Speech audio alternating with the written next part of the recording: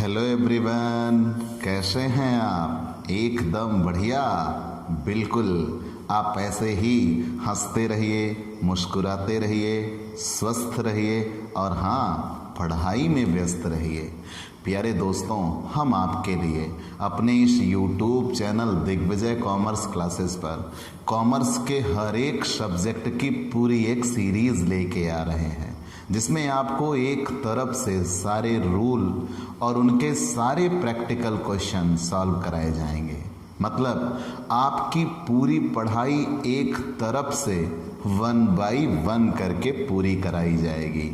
आपको कहीं भी तनिक भी चिंता करने की ज़रूरत नहीं है। अगर आप बीकॉम में हैं, बीकॉम 1, बीकॉम 2, बीकॉम 3, चाहे जिस यूनिवर्सिटी में हैं, तो हम आपको ये आश्वस्त करा देना चाहते हैं, आपका कोई भी सब्जेक्ट आपसे अब दूर नहीं है। बस आपको सिर्फ इतना करना है, आप हमारे इस YouTube channel Digvijay commerce classes से जुड़िए, सब्सक्राइब करिए। अगर नए जुड़े हैं तो सबसे पहले हमारे इस YouTube चैनल को सब्सक्राइब करिए, शेयर करिए, बेल आइकन दबाइए ताकि आपको हमारे लेटेस्ट वीडियोस के अपडेट मिल सके। और दोस्तों, हमने प्रत्येक वर्ष टॉपर्स दिया है, इस वर्ष भी हम टॉपर्स देना सुनिश्चित करते हैं। हमारे यहाँ आपको हर एक टॉपिक के हर एक प्रैक्टिकल क्वेश्चन आपको मिलेंगे। सबसे बड़ी बात, पूरा एग्ज़ाम पेपर आपको सॉल्व कराया जाएगा, पिछले वर्षों के एग्ज़ाम पेपर सॉल्व कराए जाएंगे, सारी क्वेरीज दूर की जाएंगी, डाउट सेशन रखा जाएगा। मतलब आपके लिए आपके सफलता को ध्यान में रखकर पूरा एक कंप्लीट पैकेज यहाँ मिलेगा। तो आप हमसे जुड़िए। और दूसरी बात, आप अगर क्लासरूम या ऑफलाइन पढ़ाई चाहते हैं ना, जो आपकी वो पढ़ाई जो आपके लिए सबसे बेहतर लगती है, मतलब आप ये सोचते हो कि क्लासरूम पढ़ाई का कोई विकल्प नहीं हो सकता, हम भी उसे श्रेष्ठ मानते हैं, लेकिन आपको हम आपके घर बैठे क्लासरूम पढ़ाई या उससे बेहतर पढ़ाई देने का प्रॉमिस करते हैं। मतलब आप जैसी पढ़ाई चाहते हो आपको वैसी मिलेगी, 1 बाय 1 करके मिलेगी और आपको कहीं भी कोई दिक्कत नहीं होगी। आपको पूरा पढ़ाई एक तरफ से पढ़ाया जाएगा, ठीक है?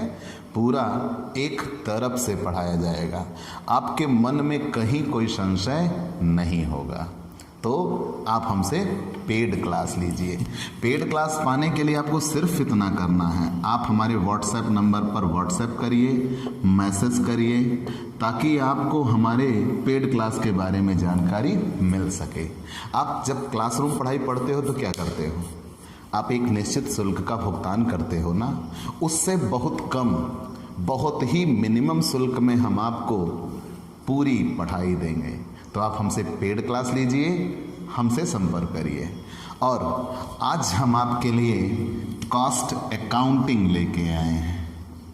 कॉस्ट अकाउंट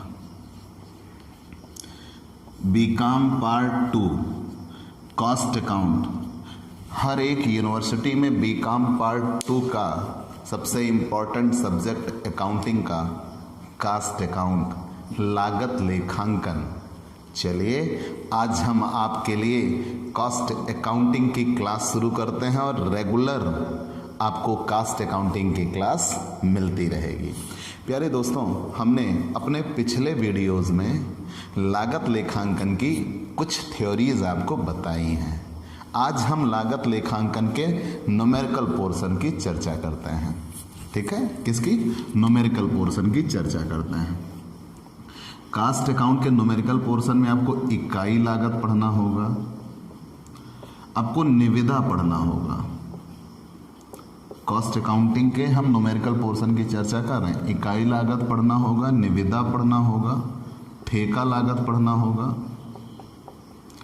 प्रक्रिया लागत पढ़ना होगा, प्रक्रिया लागत पढ़ना होगा। और यही सब अगर लागत लेखांकन के क्षेत्र पूछे जाते हैं बेटा, तो ये सब ही लागत लेखांकन के क्षेत्र बन जाते हैं। मतलब जितना कॉस्ट अकाउंट का लेसन आपको पढ़ना है, वही कॉस्ट अकाउंट का स्कोप है। इकाई लागत, निविदा, ठेका लागत, प्रक्रिया लागत, मशीन घंटा दर,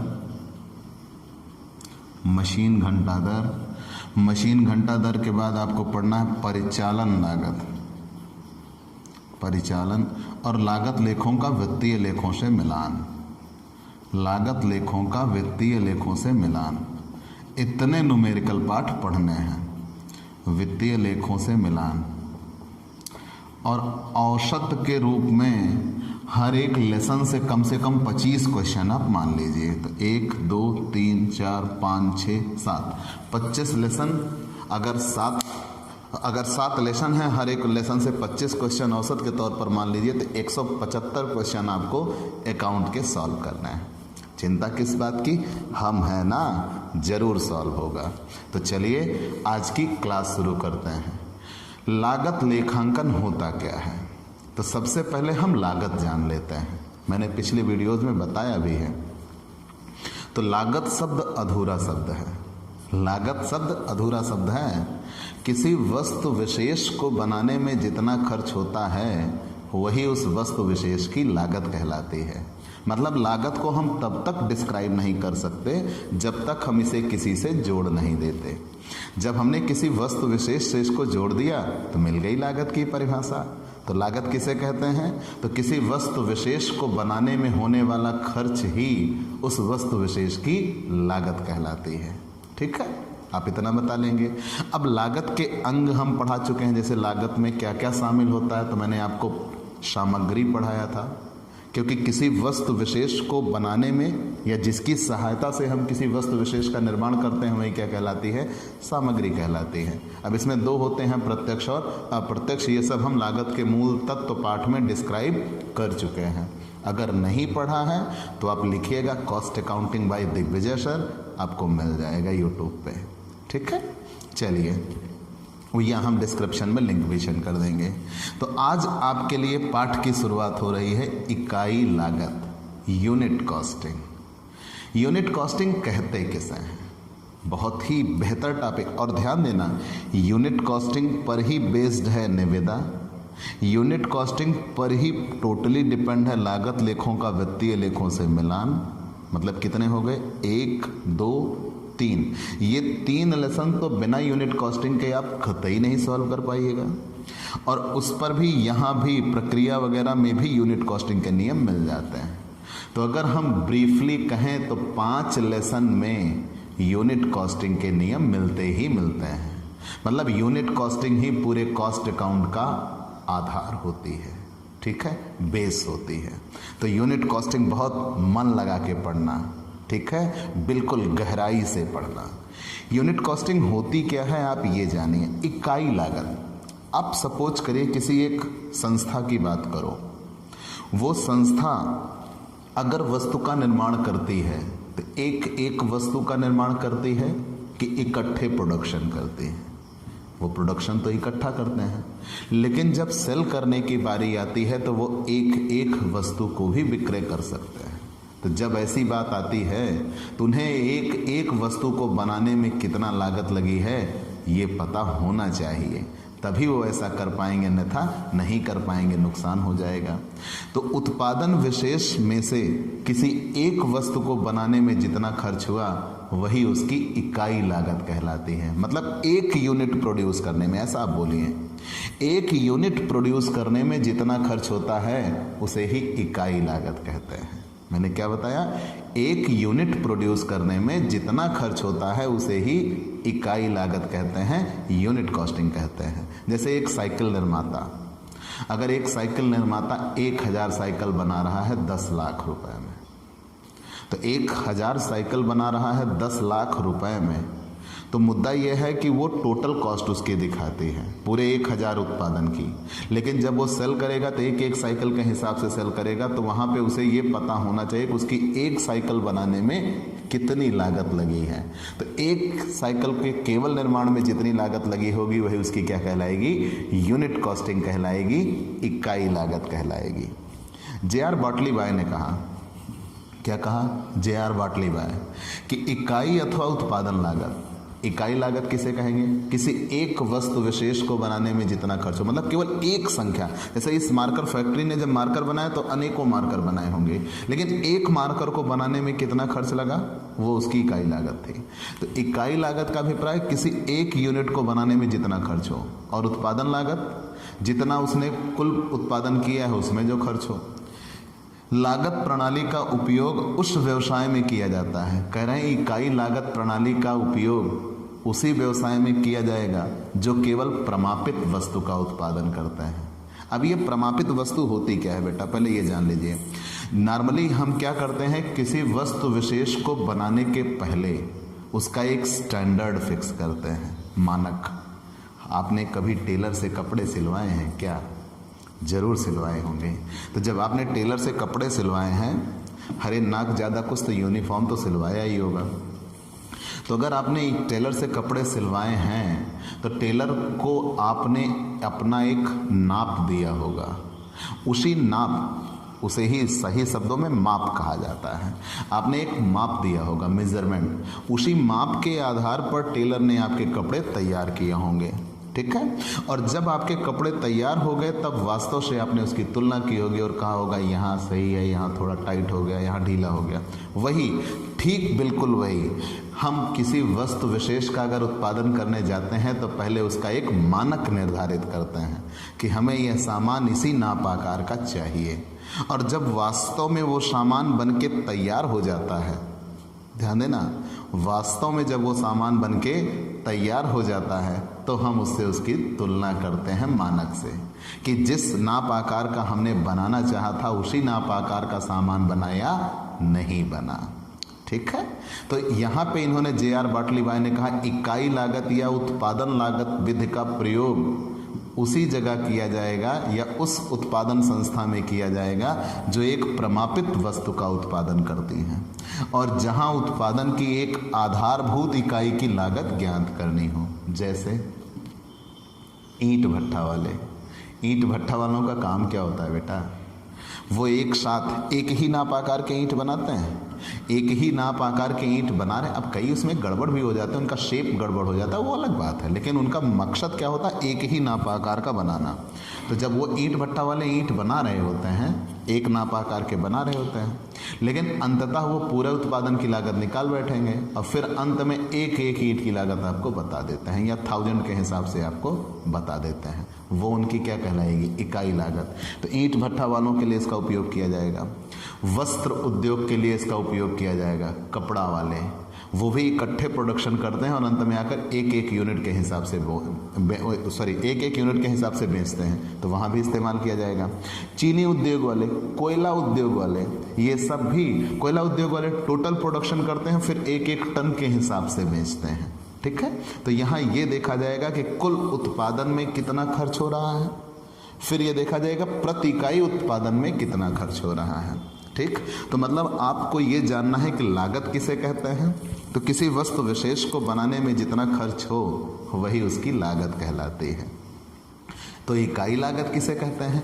किसी वस्तु विशेष की एक यूनिट बनाने में जितना खर्च हो वही उसकी इकाई लागत कहलाती है। या कुल उत्पादन लागत में से जब हम एक इकाई की लागत ज्ञात करते हैं तो उसे ही यूनिट कॉस्टिंग कहा जाता है, ठीक है। तो इकाई लागत विधि का प्रयोग कहाँ किया जाता है? किसी भी वस्तु की प्रति इकाई लागत अथवा कुल उत्पादन लागत ज्ञात करने के लिए इकाई लागत विधि का प्रयोग किया जाता है। ध्यान देना, मैंने क्या कहा? किसी भी वस्तु की कुल उत्पादन लागत या इकाई लागत ज्ञात करने के लिए इकाई लागत विधि का उपयोग किया जाता है। और यह उन संस्थाओं के लिए अधिक उपयोगी है जो एक ही प्रकार की वस्तुएं बनाती हैं, ढेर सारी वस्तुएं बनाते हैं, लेकिन अंत में उनके विक्रय का आधार क्या होता है? एक एक यूनिट होता है। तो वहाँ पे हमें किस वस्तु का प्रयोग किस विधि का प्रयोग करना होगा? इकाई लागत विधि का प्रयोग करना होगा, यूनिट कॉस्टिंग का प्रयोग करना होगा। मैंने डेफिनेशन भी आपको बता दिया J.R. बाटली बाई के अनुसार, ठीक है। इतना आप समझ चुके होंगे। बाकी और इनके फायदे घाटे भी दिए हैं, फिर आपको यहीं पर लागत के मूल तत्व भी बताना होगा, ठीक है। तो इकाई लागत विधि का उद्देश्य क्या होता है? तो इकाई लागत में सर्वप्रथम उत्पादित की गई वस्तु की कुल लागत निकालते हैं। इकाई लागत निकालने का ही तरीका है। सबसे पहले हम ये देखेंगे उस संस्थान द्वारा टोटल प्रोडक्शन कितना हुआ, मतलब कितनी यूनिट बनी। फिर देखेंगे टोटल कॉस्ट कितनी लगी, कुल कितने रुपए में कितनी वस्तु बने। और जब कुल कितने रुपए में कितनी वस्तु बनी, फिर उसी आधार पर हम ये देख लेंगे कुल कितने रुपए में कितनी वस्तु बनी, फिर एक वस्तु बनाने में कितना खर्च आया। तो जितना टोटल आउटपुट होगा उससे टोटल प्रोडक्शन कॉस्ट में क्या कर देंगे, भाग, तो एक यूनिट की लागत निकल के आ जाएगी। ठीक है, तो मैंने आपको बता दिया किसी वस्तु विशेष को बनाने में जितना खर्च होगा वही उसकी लागत कहलाएगी, और एक वस्तु को बनाने में जितना खर्च लगे वही उसकी इकाई लागत कहलाती है। ठीक है, हम सीधे आते हैं इसके न्यूमेरिकल पोर्शन पे। और आप लागत के मूल तत्व पाठ पढ़े थे ना, वहाँ लागत के आप अंग पढ़े थे, अब वही चीज़ें यहाँ कैरीड फॉरवर्ड होंगी। ठीक है, आगे बढ़ाई जाएंगी। तो चलिए हम आगे बढ़ते हैं एक एक पोर्शन पे।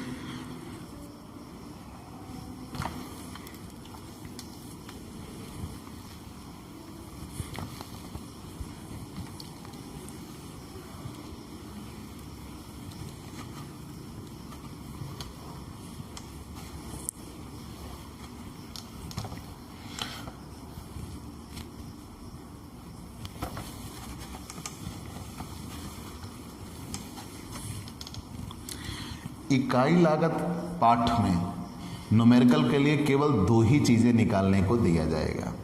आप पहले प्रश्न पढ़ेंगे ब्रीफली।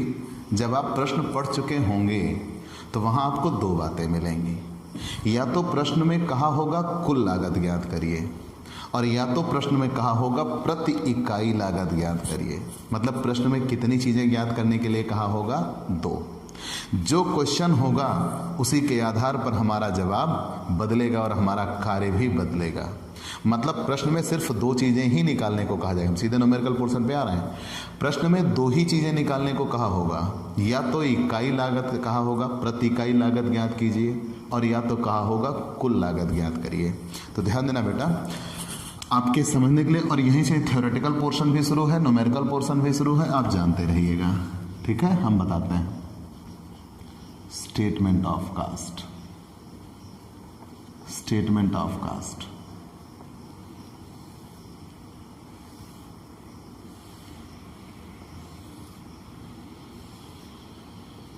यहां बनता है पार्टिकुलर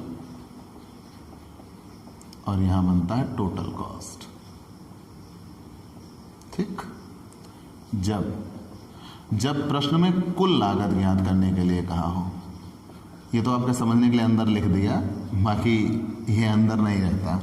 जब कुल लागत ज्ञात करनी हो, जब कुल लागत ज्ञात करनी हो, ठीक, जब कुल लागत ज्ञात करनी हो तो हम स्टेटमेंट ऑफ कास्ट का प्रयोग करते हैं।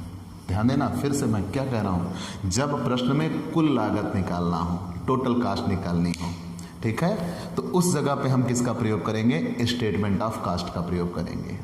याद रखना, जैसे ही आपने ये कहा, अब ये दोनों चीजें लिखने को आता है, आगे हम और बता लेते हैं, फिर बताते हैं। कॉस्ट शीट, ये बहुत बार थ्योरी में आया हुआ क्वेश्चन है 10 नंबर में। कॉस्ट शीट, इसे लागत पत्र कहा जाता है। क्या कहा जाता है, लागत पत्र। और स्टेटमेंट ऑफ कास्ट को लागत विवरण पत्र कहते हैं। ये क्या है, लागत विवरण पत्र। दोनों में कोई अंतर नहीं है, एक लाइन मात्र का अंतर है, लेकिन आपके जवाब को बदल के रख देंगे। ठीक है, टेंशन ना लीजिए, हम हैं यहां पार्टिकुलर, यहां टोटल कॉस्ट, और यहां cost per unit, cost per unit. तो ध्यान, और यहाँ उत्पादन लिख देते हैं, आउटपुट। ध्यान देना, दोनों में अंतर क्या है। जब कभी प्रश्न में कहा हो, यहाँ भी आ जाते हैं, जब प्रति इकाई लागत ज्ञात करनी हो, जब प्रति इकाई लागत ज्ञात करनी हो,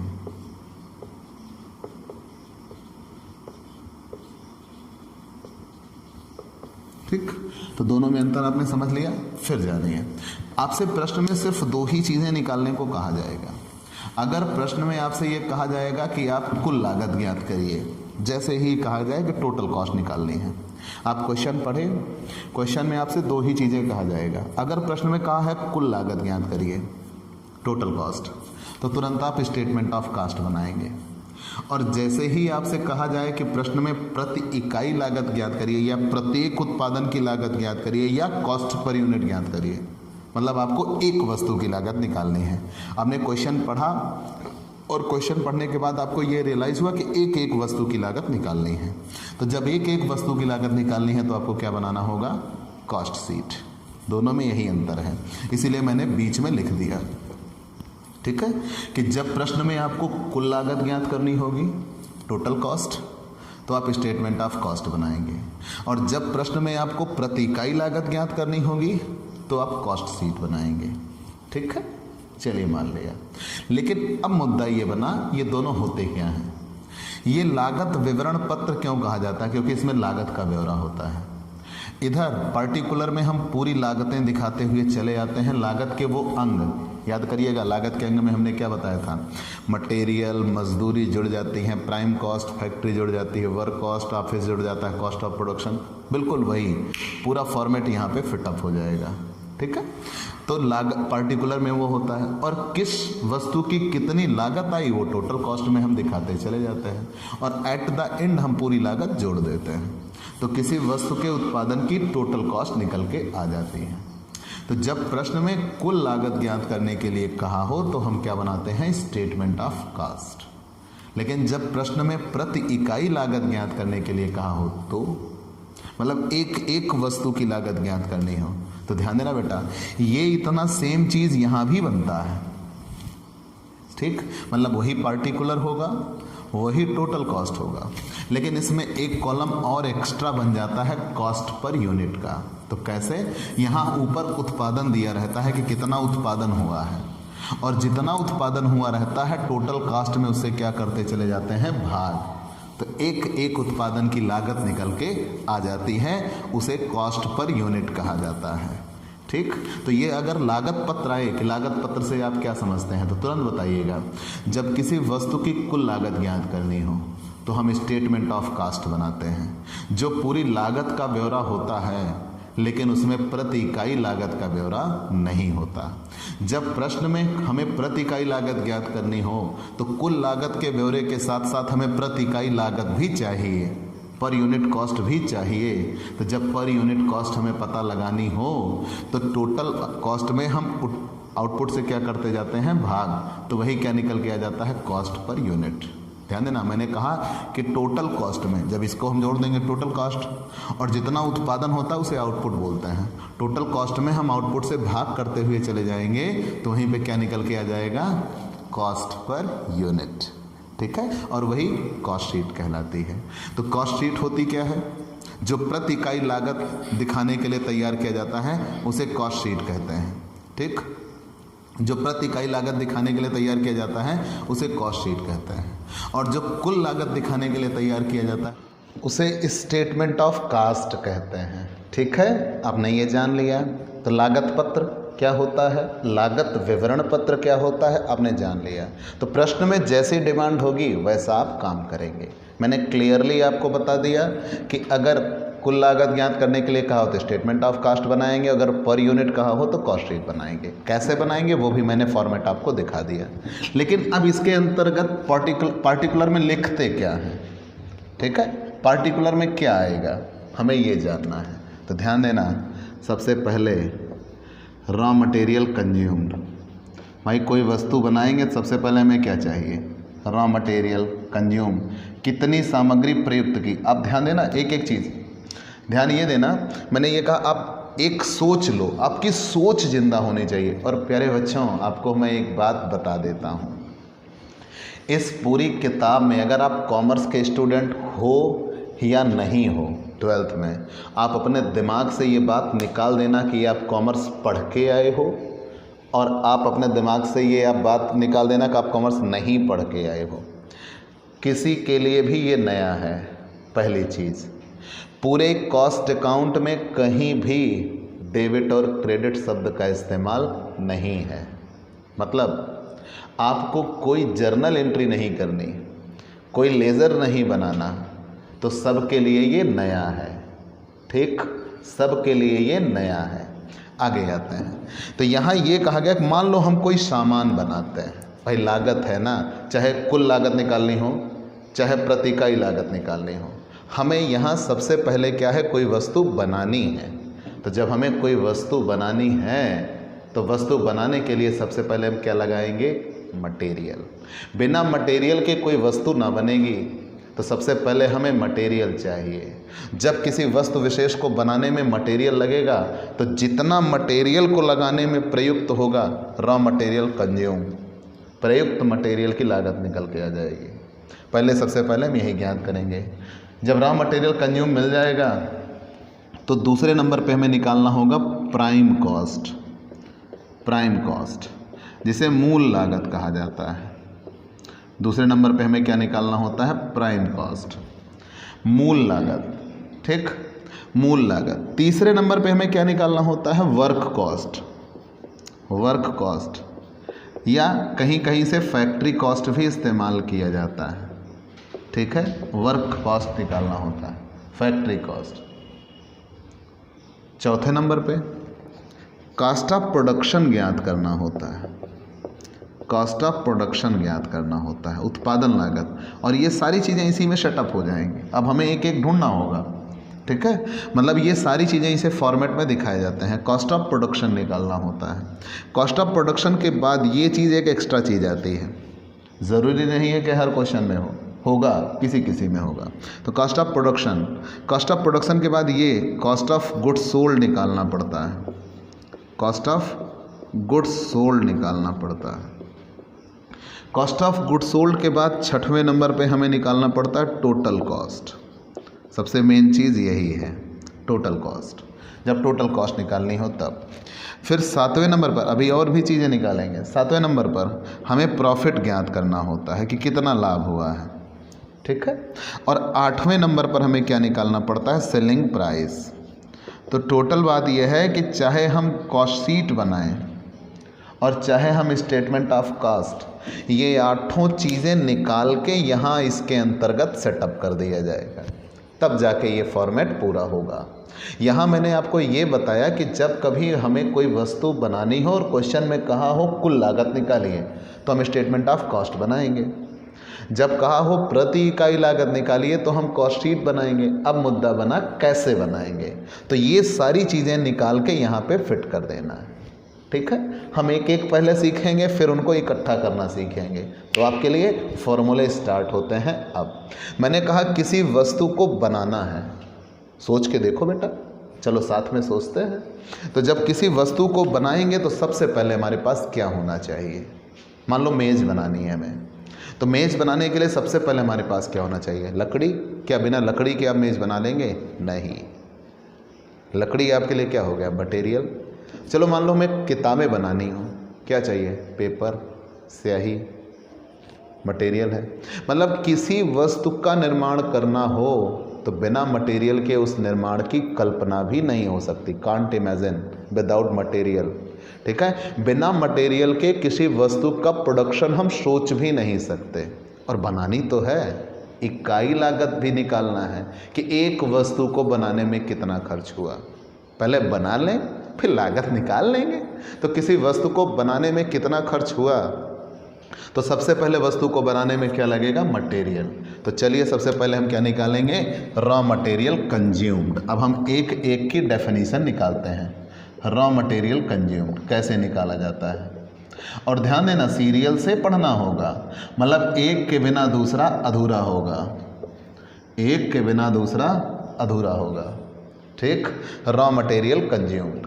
तो रॉ मटेरियल कंज्यूम मिलेगा कैसे, तो जब किसी वस्तु का उत्पादन करना हो तो बिना मटेरियल के प्रोडक्शन नहीं हो सकता हमारे पास कुछ मटेरियल पहले से रखा हो। मैंने कहा मान लीजिए हमें मेज़ बनानी है, तो मेज़ बनाने के लिए क्या चाहिए, लकड़ी। किताब बनानी है, किताब बनाने के लिए क्या चाहिए, पेपर। तो कुछ हमारे पास मटेरियल पहले से हो सकता है, तो सबसे पहले हम उसे ही इस्तेमाल करेंगे। तो मान लीजिए मटेरियल हमारे पास हो, तो जितना मटेरियल हमारे पास होगा सबसे पहले हम उसको इस्तेमाल करेंगे। तो वो opening stock of raw material कहलाया। Opening stock of raw material, पहले जितना हमारे पास है सबसे पहले हम उसी का इस्तेमाल कर लेंगे। अच्छा, अगर नहीं है तो आगे बढ़ो। कॉस्ट अकाउंट की एक सबसे बड़ी खूबी है, जितनी चीज़ होगी वो दिखाएंगे, जो नहीं होगा भूल जाएंगे, कोई मतलब नहीं, आगे बढ़ो। ठीक है, तो वही मैं एक लाइन बोलता हूँ ना, वीर तुम बढ़े चलो, धीर तुम बढ़े चलो, सामने पहाड़ है, सिंह की दहाड़ है, बगल से तुम निकल चलो, जरूरी है टकरा जाओ। ठीक है, तो यहाँ हमें सबसे पहले रॉ मटेरियल कंज्यूम निकालना होगा। तो जब रॉ मटेरियल कंज्यूम निकालना होगा तो opening stock of raw material सबसे पहले जितना हमारे पास होगा, मतलब वो मटेरियल जितना ओपनिंग के तौर पर हमारे पास रखा होगा उसे हम यहाँ पे लगा देंगे, ना हो तो आगे बढ़ेंगे। अच्छा, जितना आपके पास ओपनिंग के तौर पर होगा क्या उतने से ही आपका प्रोडक्शन हो जाएगा कि कुछ और आपको लगाना होगा? कुछ और आप लाएंगे ना। तो जब आप खरीद, जिससे आपको लागत बढ़े, कॉस्ट अकाउंट में बातें ध्यान देना क्या क्या, और ये हमेशा के लिए हैं। मैंने ये कहा कि जो चीज़ें क्वेश्चन में दी गई हैं केवल उन्हीं से मतलब होगा, जितना नहीं दिया उसको हम सोचने का प्रयास भी नहीं करेंगे, छोड़ देंगे। लेकिन कॉस्ट अकाउंट की एक बड़ी खूबी है, जिससे आपकी लागत बढ़ रही है जोड़ते चले जाओ, जोड़ते चले जाओ, और जिससे आपकी लागत घट रही है माइनस कर दो, बस यही इतना काम करना है। तो मान लीजिए आपने किसी वस्तु को बनाना है, तो वस्तु को बनाने के लिए सबसे पहले आपके पास क्या होना चाहिए? Opening stock. ओपनिंग स्टॉक मतलब इसी की सहायता से आप किसी वस्तु के निर्माण की सोच लेके आते हो। तो जो सामान आपके पास पहले से था, जितने का मटेरियल था पहले से, रॉ मटेरियल का ओपनिंग स्टॉक, आपने उसको यहाँ लगा दिया। अब इतने से तो आपकी लागत, आपका सामान बन नहीं जाना, कुछ आप बाहर से खरीद के लाओगे। तो जैसे ही बाहर से आप खरीद के लाओगे तो आपकी लागत क्या हो जाएगी? बढ़ जाएगी, घट जाएगी? भाई आपके पास मान लीजिए 10,000 रुपये का मटेरियल पहले से था, अब बाहर से 1,00,000 रुपये का मटेरियल खरीद के ला रहे हो, तो आपकी कुल लागत कितनी हो गई? मटेरियल खरीदने की वजह से आपकी लागत बढ़ी कि घटी? बढ़ गई ना। तो परचेज ऑफ रॉ मटेरियल जुड़ जाएगा। अच्छा, ये बताइए, इतना समझ में आ गया ना कि आप रॉ मटेरियल जितना आपके पास था, रॉ मटेरियल के बाद परचेज ऑफ रॉ मटेरियल, जो आप बाहर से खरीद के लेके आए, परचेज ऑफ रॉ मटेरियल। तो जब परचेज ऑफ रॉ मटेरियल जुड़ गया, opening stock of raw material हो गया, परचेज ऑफ रॉ मटेरियल हो गया। तो परचेज ऑफ रॉ मटेरियल हो जाने के बाद आपकी लागत अब बढ़ चुकी है। 10,000 मान लीजिए आपके पास पहले से था, 1,00,000 का आप खर्च कर दिए परचेज, मतलब उस वस्तु को जो बाहर से आप लेके आ रहे हो मटेरियल, लाने में 1,00,000 खर्च लग गया। अब खरीदने जाइएगा तो रास्ते में भाड़ा भी लग सकता है, ना लगे तो कोई दिक्कत नहीं, लेकिन फ्री में तो ना आएगी बच्चा। आपको एक स्थान से दूसरे स्थान तक लाने में उसको क्या देना पड़ेगा? भाड़ा, कैरियज। तो अगर भाड़ा लग जाता तो उससे लागत क्या होती है? बढ़ती है कि घटती है? सपोज करिए 200 रुपये का कपड़ा खरीदने के लिए लखनऊ गए, तो 200 रुपये का तो कपड़ा है, लेकिन लखनऊ आने जाने का भाड़ा भी 400 रुपये उसी में जोड़ दीजिए, तो टोटल कितने रुपए हो गए? 600। मतलब वास्तव में वो कपड़ा आपको कितने का पड़ा? 600 का। तो भाड़ा लग जाने की वजह से उसकी लागत क्या हो जाती है? बढ़ जाती है। कैरियज इनवर्ड भाड़ा को बोला जाता है, आंतरिक भाड़ा, या इसे ही फ्रैट बोला जाता है। क्या बोला जाता है? फ्रैट। भाड़ा भी जोड़ देंगे, कंफर्म। कभी कभी ऐसा होता है बेटा कि हम जब सामान खरीदने जाते हैं तो टोल टैक्स लग जाता है रास्ते में, ना खरीदने जाएं तो उस रास्ते जाना नहीं है। जब उस रास्ते जाना नहीं है तो टोल टैक्स नहीं लगेगा। तो टोल टैक्स लग सकता है या चुंगी लग सकती है। तो अगर चुंगी लग जाए तो ये चुंगी होती क्या है? मैंने बताया है चुंगी कि कोई निर्माण कार्य सरकार ने करवाया, लेकिन जब सरकार ने निर्माण कार्य करवाया तो उसकी पूरी लागत अभी तक, या जिस ठेकेदार ने उसको सामान बनवाया उसको पूरी लागत नहीं वसूल हो कर पाया। तो जब वो पूरी लागत वसूल नहीं कर पाया तो तब तक उसकी लागत वो वसूल करते रहते हैं, सड़क या पुल की, तो वो ऑक्ट्रॉय ड्यूटी कहलाती है। तो जब चुंगी लग जाएगी रास्ते में तो उससे भी आपकी कीमत क्या हो जाएगी? बढ़ जाएगी। आप माल खरीदने के लिए गए मटेरियल, रास्ते में चुंगी देना पड़ गया तो आपकी लागत बढ़ गई।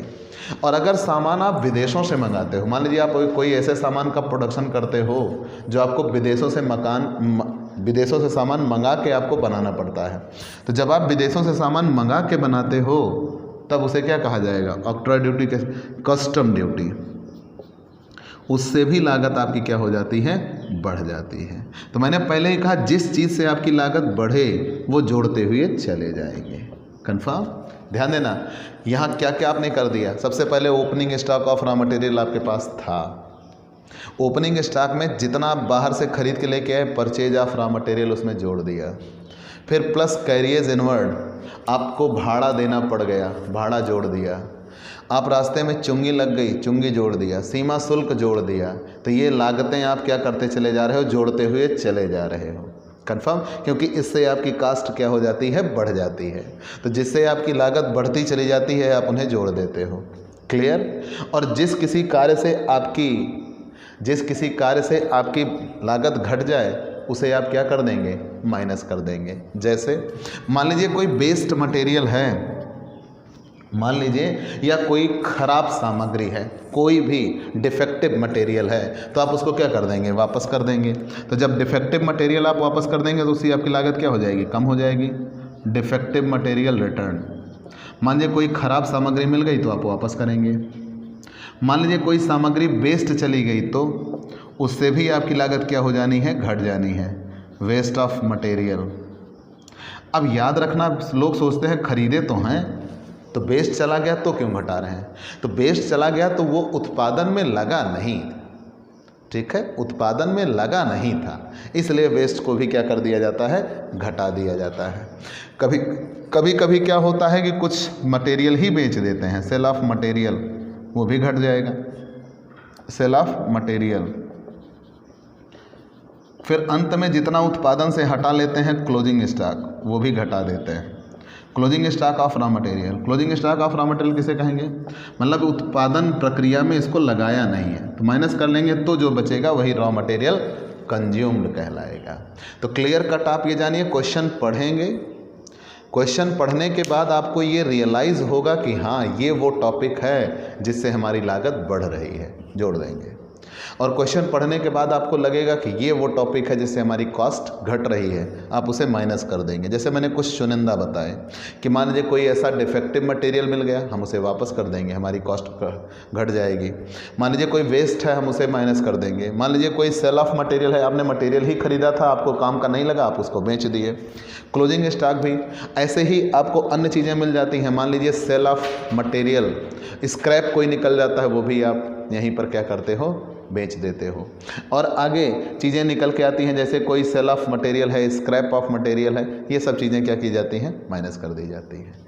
तो याद रहे, तो जब इतना कर देंगे तब वही रॉ मटेरियल कंज्यूम्ड निकल के आएगा, प्रयुक्त कच्ची सामग्री, ठीक है, रॉ मटेरियल कंज्यूम्ड।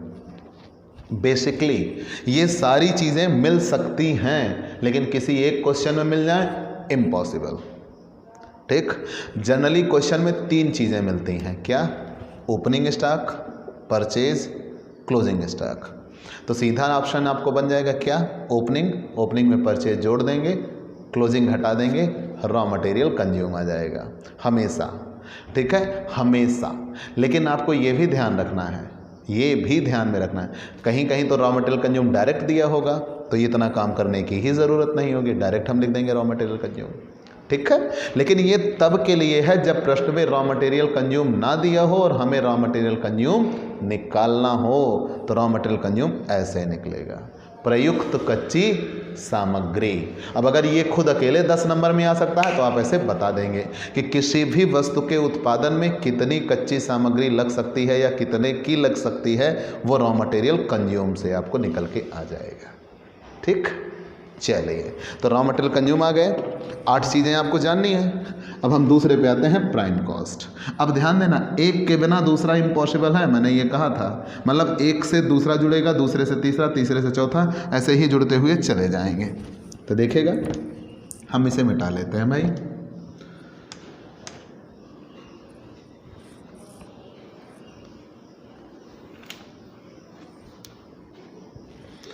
ध्यान देना बेटा, ये रॉ मटेरियल कंज्यूम तो 10 नंबर में आ सकता है, लेकिन प्राइम कॉस्ट 2 नंबर में ज़रूर आ सकता है।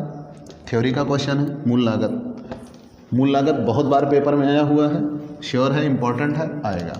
तो मान लीजिए मूल लागत प्रश्न में आ जाए तो आप क्या दिखाइएगा, मूल लागत। दूसरी चीज़ हम निकालने चल रहे हैं, प्राइम कॉस्ट। दूसरी चीज़ हम निकालने चल रहे हैं प्राइम कॉस्ट, मूल लागत। मूल लागत, ध्यान देना बेटा, मूल लागत कहते किसे हैं, प्राइम कॉस्ट कहते किसे हैं, एक तरफ से जानिए what is the definition of prime cost. तो प्राइम कॉस्ट के बारे में आपको ये जानना है, मूल लागत। ध्यान देना एक एक बात, किसी वस्तु विशेष को बनाने में दो तरीके के खर्चे लगते हैं, प्रत्यक्ष और अप्रत्यक्ष। प्रत्यक्ष वे होते हैं जो उत्पादन के साथ बढ़ जाते हैं और उत्पादन के साथ घट जाते हैं, मतलब जिनका सीधा संबंध उत्पादन से होता है। मतलब ये होंगे तो उत्पादन ज़्यादा होगा, नहीं होंगे तो उत्पादन नहीं होगा। मतलब ये सीधे तौर पर किसको प्रभावित करते हैं, उत्पादन की संख्या को, उन्हें प्रत्यक्ष लागत कहते हैं। और अप्रत्यक्ष लागत किसे कहते हैं, जो लगती तो हैं लेकिन ये उत्पादन की संख्या को प्रभावित नहीं करते, उन्हें अप्रत्यक्ष लागत कहा जाता है। तो जब कभी आपसे मूल लागत कहा जाए प्रश्न में निकालने के लिए, तो आप क्या बताइएगा, सभी प्रत्यक्ष खर्चों का योग प्राइम कॉस्ट कहलाता है। क्या, all direct expenses equal prime cost, सभी प्रत्यक्ष खर्चों का योग मूल लागत कहलाता है। मतलब जितने डायरेक्ट एक्सपेंसेस होंगे वो सब प्राइम कॉस्ट होंगे। ठीक, तो सभी प्रत्यक्ष खर्चों का योग मूल लागत कहलाता है, मान लिया।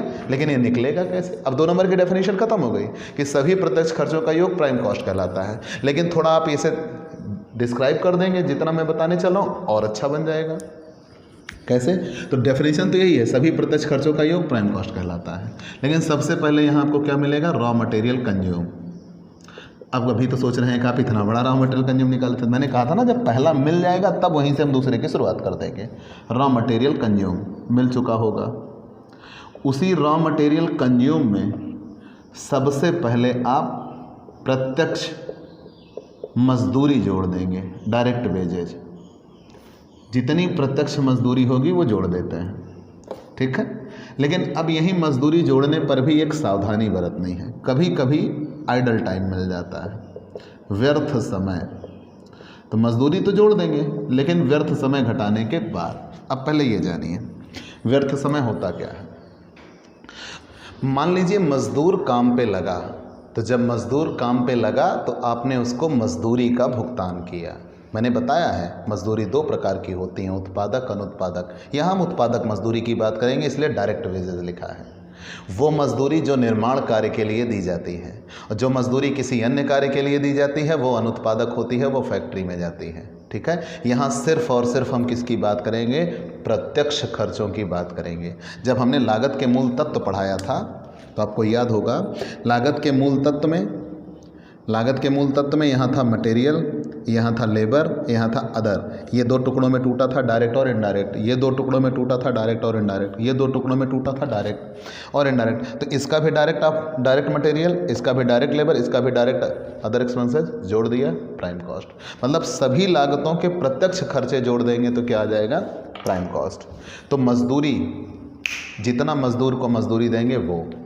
लेकिन कभी कभी ऐसा भी होता है कि मजदूर काम पे तो लगा होता है, मजदूरी भी लेता है, लेकिन उस समय वो उत्पादन कार्य में हिस्सा नहीं ले रहा होता, तो मतलब उसकी मजदूरी क्या जाती है, व्यर्थ जाती है। ऐसा कब हो सकता है कि जैसे मान लीजिए पावर फेलियर हो जाए, लाइट चली जाए, तो उस समय क्या होगा, मजदूर काम पे रहेगा, जाते समय मजदूरी लेके जाएगा, लेकिन उसने उस समय काम नहीं किया।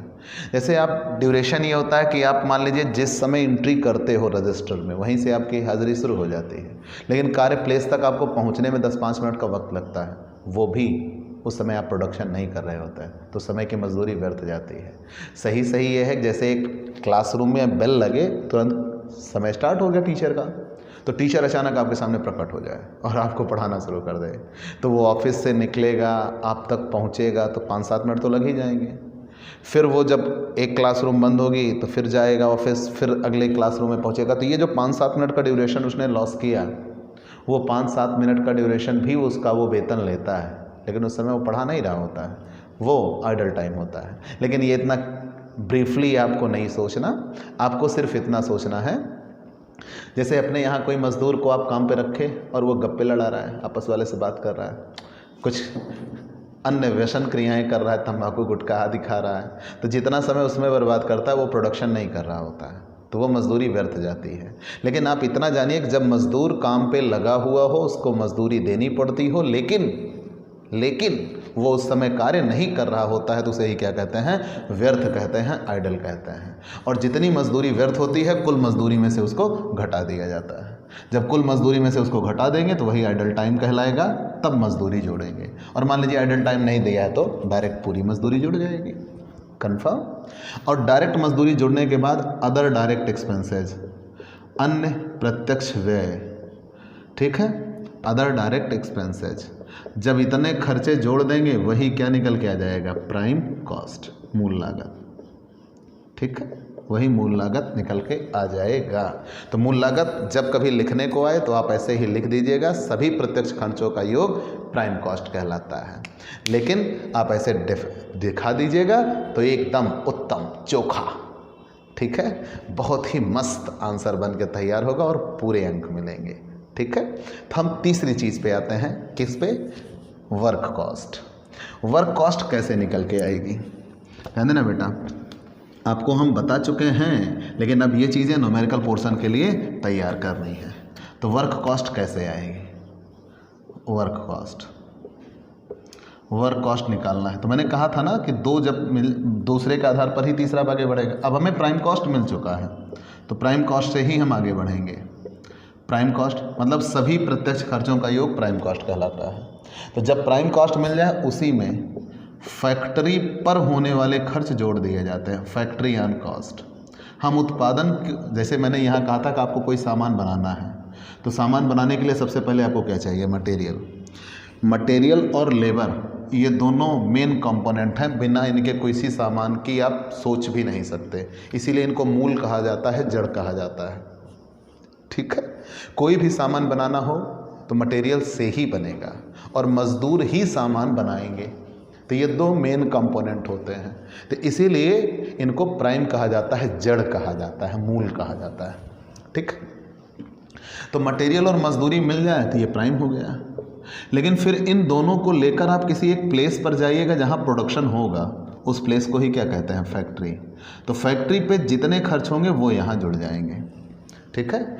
अब अगर आप, भाई मटेरियल तुम्हारे पास बहुत है, लेबर भी हैं, लेकिन वो आप एक स्थान दोगे ना जहाँ सामान बनाएंगे, तो स्थान विशेष पर जितने खर्च होंगे वो यहाँ जुड़ेंगे, और वही स्थान विशेष जहाँ पे वस्तु का निर्माण होता है उसे फैक्ट्री कहते हैं, कारखाना कहते हैं। तो आप क्वेश्चन पढ़िएगा तो आपको लग जाएगा, हाँ यार ये चीज़ है, कारखाने में जाती है। जैसे बिजली, पानी, ह्रास, डेप्रिसिएशन। आपने जब मशीनें लगाई तो मशीन खरीदी थी ना, तो जब मशीनें चलेंगी तो वो घिसती भी हैं। ह्रास होता क्या है? किसी वस्तु का जब समय व्यतीत होता है या वस्तु प्रयोग करते हैं तो वस्तु के प्रयोग करने पर उसके मूल्य में कमी आती है। जैसे ये मार्कर था, जितने का था क्या वो उतने का हो सकता है? कभी नहीं, नेवर। मतलब ये कि जो स्याही वगैरह निकल रहा है इसका क्या होता है? ह्रास होता है। तो जब किसी वस्तु विशेष को हम उपयोग में ला रहे होते हैं तो उसके मूल्य में कमी आती है, वो उसके ह्रास की वजह से। मतलब धीरे धीरे उसका मूल्य क्या होता जाता है? कम होता जाता है, वो ह्रास कहलाता है। तो ह्रास भी, जो मशीनें वगैरह लगाई हैं फैक्ट्री पर ह्रास लगेगा। मैंने क्या कहा? किराया, बिजली, पानी, ह्रास। औजार वगैरह अगर लगेंगे तो कहाँ लगेंगे? फैक्ट्री पर, लूज टूल्स। ऐसे ही मान लीजिए कोई बीमा वगैरह करा दे रहा है तो वो भी, और मान लीजिए कोई फैक्ट्री का काम दिखाया गया कि फैक्ट्री शब्द लिख दिया गया है कि फैक्ट्री मैनेजर, फैक्ट्री सैलरी, कुछ भी कह दिया गया हो, तो वहाँ जहाँ फैक्ट्री शब्द लिख दिया गया तो फैक्ट्री में आएगा ही आएगा। तो मतलब ओवरऑल ये जानिएगा, कारखाने पर जितने खर्च होंगे, कारखाने के सारे खर्च यहाँ जोड़ दिए जाएंगे, ठीक। कारखाने के सारे खर्च यहाँ जोड़ दिए जाएंगे, जितने भी खर्च होंगे सारे खर्च कारखाने के जोड़ दिए जाएंगे। तो जैसे ही कारखाने के सारे खर्च जोड़ दिए गए, जनरली यहीं पे वर्क कॉस्ट आ जाता है, ठीक है। तो नियम क्या बनता है? मैंने कहा कि प्राइम कॉस्ट, मूल लागत। प्राइम कॉस्ट में फैक्ट्री के सारे खर्च हम जोड़ देते हैं। प्राइम कॉस्ट में जैसे ही हम फैक्ट्री के सारे खर्च जोड़ देते हैं, वहीं पे क्या निकल के आ जाता है? वर्क कॉस्ट, कारखाना लागत। लेकिन आप ये ध्यान देना बेटा, अब यहीं पे एक क्वेश्चन और बनता है, कारखाना लागत किसे कहते हैं? 2 नंबर का क्वेश्चन 10 में भी आता है। तो कारखाना लागत किसे कहते हैं? तो इसका जवाब यही है कि कुल प्रत्यक्ष लागतों के योग को प्राइम कॉस्ट कहते हैं। और प्राइम कॉस्ट में जैसे हम फैक्ट्री पर होने वाले खर्च जोड़ देते हैं, वर्क कॉस्ट कहलाती है, कारखाना लागत कहलाती है। लेकिन अगर आपसे कहीं पूछ लिया जाए कारखाना उपरिव्यय क्या है, फैक्ट्री ओवरहेड या फैक्ट्री ऑन कॉस्ट, दोनों में अंतर है। ये फैक्ट्री कॉस्ट है, ठीक, फैक्ट्री ऑन कॉस्ट नहीं। और अगर आपसे पूछा जाए कि कारखाना लागत क्या है, तो आप यही बताइएगा कि प्राइम कॉस्ट में फैक्ट्री के खर्चे जोड़ देते हैं तो वर्क कॉस्ट, फैक्ट्री कॉस्ट, दोनों एक ही नाम है, चाहे वर्क कॉस्ट लिखा जाए चाहे फैक्ट्री कॉस्ट लिखा जाए, ठीक है। चलिए मान लिया। लेकिन अगर कहीं आपसे ये कह दिया गया होता, कहीं आपसे ये कह दिया गया होता कि हमें कारखाना उपरिव्यय बताइए, तो तब दिक्कत थी। कारखाना लागत अलग होगा और कारखाना उपरिव्यय अलग होगा। तो केवल फैक्ट्री पर होने वाला खर्च कारखाना उपरिव्यय कहलाता है। मतलब सिर्फ इतना, जो कारखाने के खर्चे होंगे वो कारखाना उपरिव्यय कहलाएगा। और कारखाने के खर्चों में जब डायरेक्ट प्राइम कॉस्ट भी जोड़ देंगे तो वो क्या कहलाएगा? वर्क कॉस्ट कहलाएगा। तो मतलब वर्क कॉस्ट बड़ा होता है और वर्क ओवरहेड छोटा होता है, ठीक है। तो सिर्फ और सिर्फ कारखाने के खर्च को कारखाना उपरिव्यय कहेंगे और प्रत्यक्ष लागतों के साथ कारखाना पर हुए खर्च को क्या कहेंगे? वर्क कॉस्ट कहेंगे। लेकिन मैंने ये कहा जनरली ये वर्क कॉस्ट आ जाती है। लेकिन अगर कभी प्रश्न में वर्क इन प्रोग्रेस दिया हुआ है तो फिर ये वर्क कॉस्ट नहीं कहलाएगी। अगर प्रश्न में वर्क इन प्रोग्रेस दिया है तो, नहीं तो यही वर्क कॉस्ट है। जैसे ही प्राइम कॉस्ट में फैक्ट्री जोड़ देंगे वर्क कॉस्ट आ जाएगी। लेकिन अगर क्वेश्चन में वर्क इन प्रोग्रेस दिया हुआ है तो फिर ये वर्क कॉस्ट नहीं होगी। फिर क्या होगा?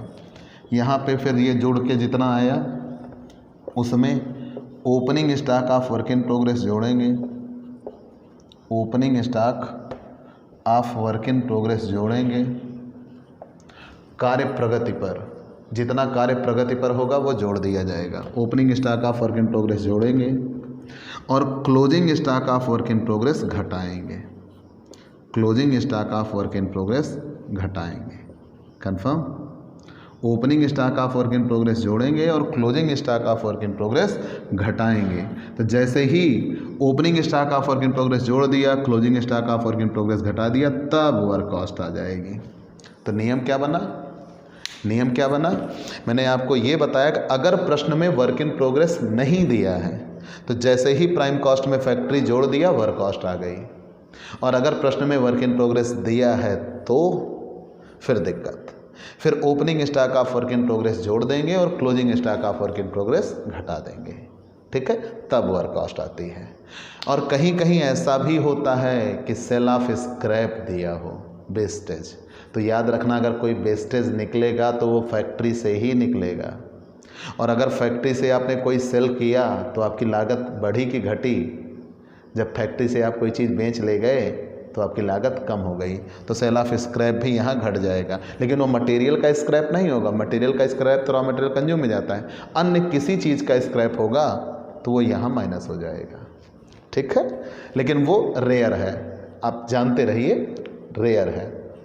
इतना समझ में आ गया? इसे हम वर्क कॉस्ट कह देंगे। और जब वर्क कॉस्ट मिल गई तो तीसरा आपको डन हो गया, ठीक। अभी 5 चीज़ें और सीखनी है। आज की क्लास थोड़ी लंबी हो रही थी तो आज इतना ही। आगे फिर आप अगले दिन यहीं से इसके आगे पढ़ेंगे। आप अगर नए जुड़े हैं तो सबसे पहले हमारे इस YouTube channel Digvijay commerce classes को सब्सक्राइब करिए, शेयर करिए, बेल आइकन दबाइए और हाँ, सबसे इम्पोर्टेंट, आप पेड क्लास लीजिए ताकि आपको रेगुलर क्लास हमसे मिल सके। रेगुलर क्लास पाने के लिए आप हमसे पेड क्लास लीजिए। ध्यान देना बेटा, आप रेगुलर क्लास पाने के लिए हमसे पेड क्लास लीजिए। पेड क्लास पाने के लिए आप हमारे व्हाट्सएप नंबर पर व्हाट्सएप करिए। आप रेगुलर क्लास पाने के लिए हमसे पेड क्लास लीजिए।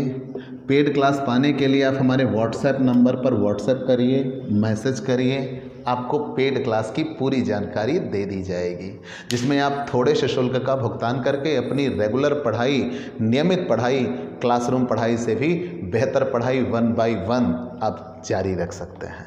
तो आप हमसे पेड क्लास लेना सुनिश्चित करिए। आज की क्लास में इतना ही, अगले दिन फिर मुलाकात होगी। तो चलते हैं दोस्तों, बाय बाय दोस्तों।